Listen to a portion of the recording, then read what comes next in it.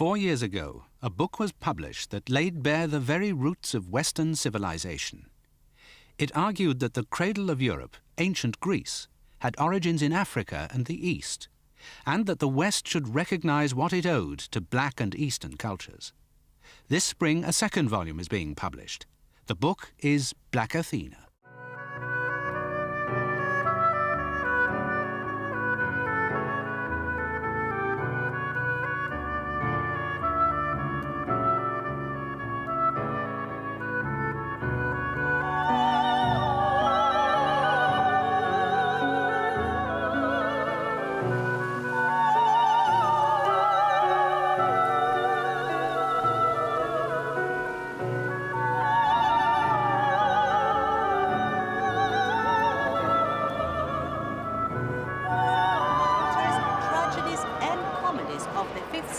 Were presented to the la démocratie de penser, de parler libre. Et voyez que les deux sexes sont égaux, les hommes et les femmes, comme on avait les droits de columns have no base, you can see, whereas the Ionic columns of the Erechtean are more elegant with the scrolls on top. The best place for photographers and the best view of the city is where the flag is. Did you see the flag? Let's say we came here because I was interested in looking at this wonderful, let's say, Acropolis. I think it's part of everybody's history in some way. Well, it's the basis of all democracy, isn't it? It started here. It all comes back to roots, and that's where it is. And I think it's much larger than I expected it to be. But this is the root of civilization.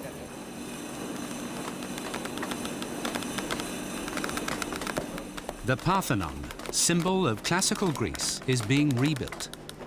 As the architects and masons repair the broken stones, their aim is to preserve the image that we have of it now, bleached white and standing alone, not brightly painted and enclosed by other buildings as it was originally. But are we interested in having an accurate picture of this ancient civilization? Or have we reconstructed its past to fit our present? Good evening and welcome to For the People. Mention the civilization of ancient Greece and most of us automatically think of science, philosophy, and mathematics. But is this image of Greece true to her real history? And more importantly, how is the image of the ancient Greeks as the creators of science and philosophy being used to bolster and perpetuate racism? We'll explore these and many other questions with Dr. Martin Gardner Bernal, author of Black Athena. In 1987, with the publication of Black Athena, Professor Martin Bernal challenged the academic establishment. Okay, let's take a call from South Carolina. For the People, you're on the air. Good afternoon. My question is the following. Bernal claimed that during the last 200 years, scholars rewrote the history books, denying that ancient Greece had roots in Africa and Asia. The myth they created of a pure white, unsullied dawn of Western civilization was a result of both anti-Semitism and racism. And he argues it still influences the perception the West has of itself today. I think that if people take Black Athena seriously, then they do have to look at our European early history in a different way. Because always implicit and sometimes explicit in our view of history is that democracy and science and philosophy are exclusively European possessions, and that although peoples from other continents can learn them through Europe and European culture, they are essentially at home only in Europe.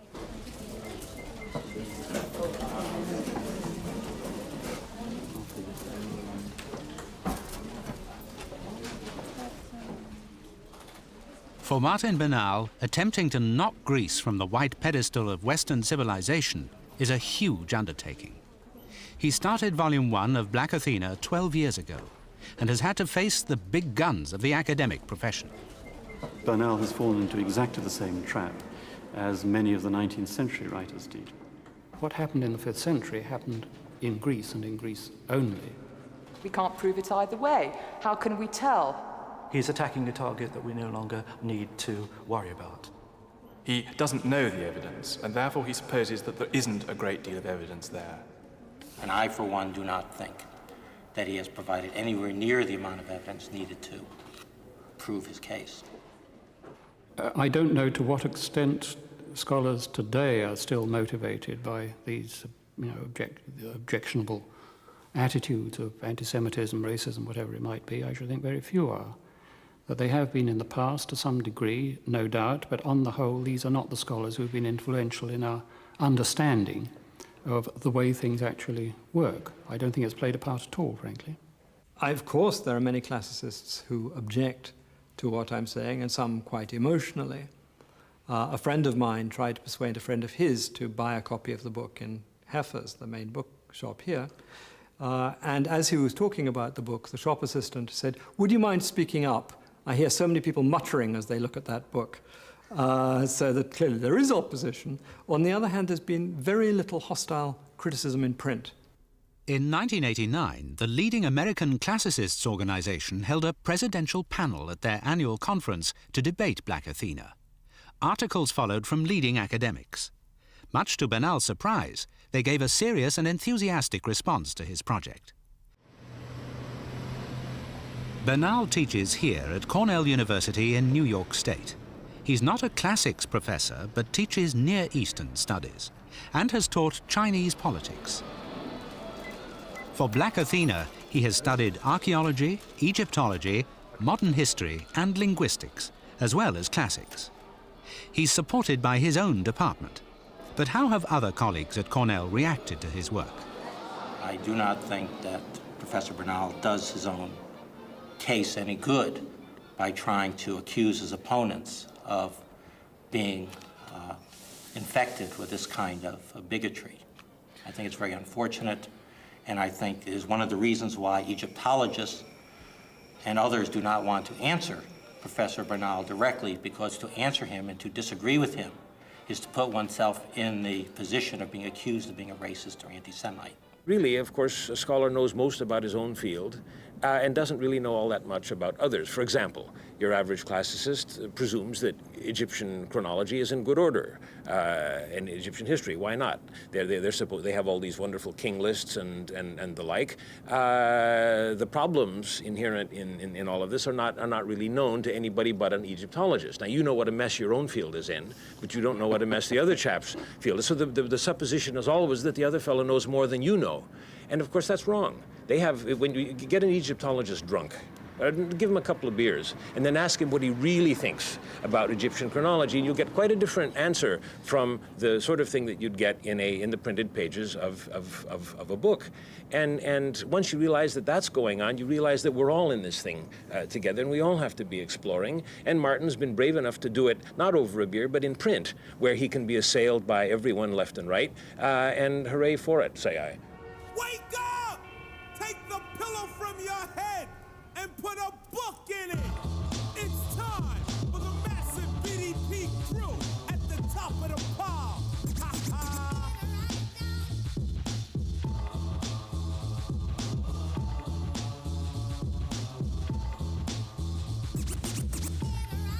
Yo, in the morning I'm yawning. Black Athena has had a massive impact on black campuses throughout the United States. The implications of Bernal's findings are not lost on those who see classics as a tool of the white establishment. 2 floors up in the conference room of the Dean of Social Science, they had a meeting of all of the head of the people developing the world civilization courses. And if I'm not correct, Kamudi, they decided that this book was not one that they should use. So that's the tragedy. That in a university that should be the place where ideas are discussed, no matter how controversial, in a university where someone puts his life work, 10 years of work, and produces a volume like this, that it is not worthy of serious consideration in a faculty seminar, then it's not education that we're talking about, it's mind control. Black Athena is in the tradition of white scholarship, European scholarship, that has looked systematically and critically at the experience of the Europeans in relationship to Africans and Asians, and it has had the courageousness of bringing forth the truth. Bernal did not start that tradition. That tradition goes way back to the ancient Greeks themselves, including Homer, who acknowledged Africa as the fountainhead of Greek civilization. Now, Martin Bernal's feeling is poor old Africans, they must have a place in the sun, they must have a share in this story. It's so important to have a high culture of the European model that somehow the blacks must be fitted into it. And though that's very well-meaning, in the end it can't help being patronizing, and really it's extraordinarily Europocentric, because the great thing for the blacks is to give them a part in the European story.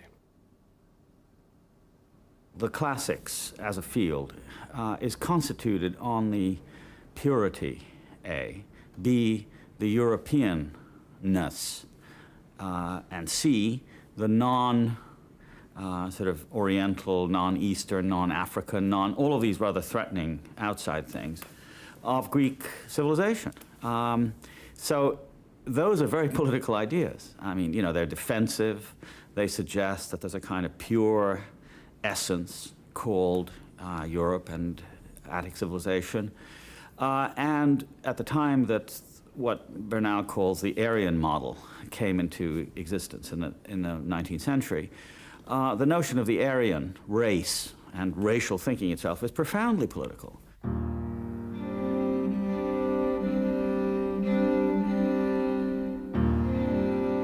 The new account of ancient Greece's formative history started life in the latter part of the 18th century. Bernal describes it as the Aryan model. It stated that Aryan European peoples descended from the north and conquered the local native population in the Aegean. The resulting fusion gave birth to the Greek miracle. It ruled out any influences from dark-skinned Egyptians in the south or Semitic Phoenicians from the east. Now, this was not the way in which the ancient or classical Greeks themselves saw their distant past. According to them, they had been living as in idyllic simplicity as tribes around the Aegean, and along had come Egyptians and Phoenicians, and they had set up colonies in Greece, built cities, and introduced the arts of civilization. In Black Athena, Bernal argues that we should, in principle, return to the ancient account, to what he calls the revised ancient model. This all takes place over 1,000 years before the age of classical Greece, in the Aegean of the Bronze Age. It is during this period, Bernal believes, Phoenicians and Egyptians colonized or settled in parts of Greece. The ancient model was accepted by scholars until the beginning of the 19th century. And I argue that the reason why it was overthrown was nothing to do with new sources of information. It was that the ancient model did not fit the worldview of the early 19th century, in which purity was a very good cultural thing, and in which Europe was considered inherently better and more civilized than Asia and Africa. And that the epitome of Europe, which Greece was now seen to be, could not be the result in any way of fundamental Semitic or African influences. It was unthinkable. So it wasn't the evidence from Greece itself, it was in their worldview that they found the ancient model intolerable.